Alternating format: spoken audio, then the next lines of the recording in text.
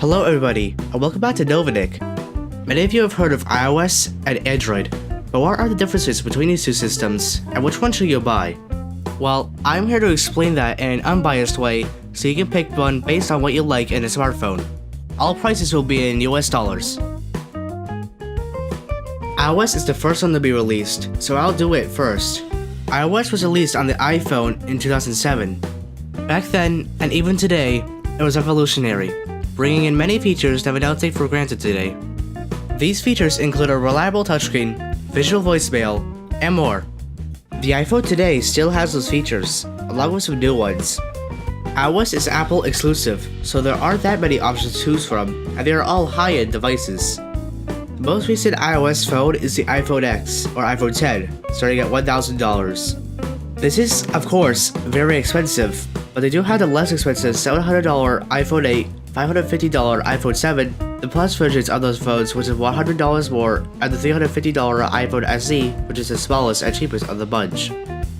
A link to Apple's official website is in the description to check them out.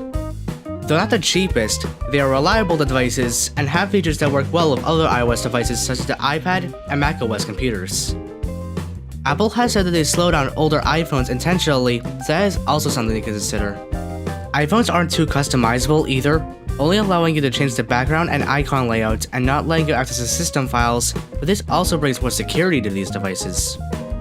The App Store is Apple's official mobile application store, and it is tightly controlled, meaning very few if no malicious programs and viruses exist there, but there's probably an app out there that works for you. Now let's talk about Android. Android OS was first released on the HTC Dream phone in 2008, though it was in the making before iOS supposedly. Though not as revolutionary as iOS as first, it quickly grew to have many features iOS would take months or years to have. Android is open source, meaning that anyone can use its code, therefore Android phones today come in many forms and made by many different companies, including Samsung, LG, Huawei, and Google, who owns Android. The newest Android phones include the Samsung Galaxy S9, the Huawei P20 Pro, and Google Pixel 2, among many others. These phones range from the high-end phones near $900 to cheap phones at $130, and there are even $50 Android phones.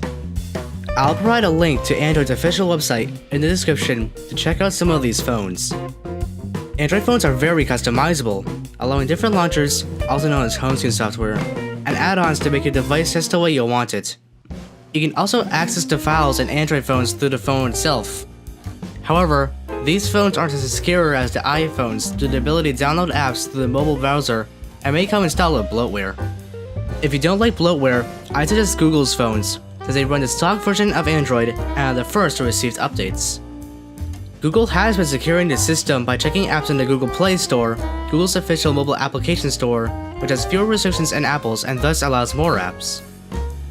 So here's my conclusion. If you are a fan of security, ease of use, or use Apple products already, I suggest the iPhone. If you like customizability, openness, or don't have a big budget, I suggest an Android phone.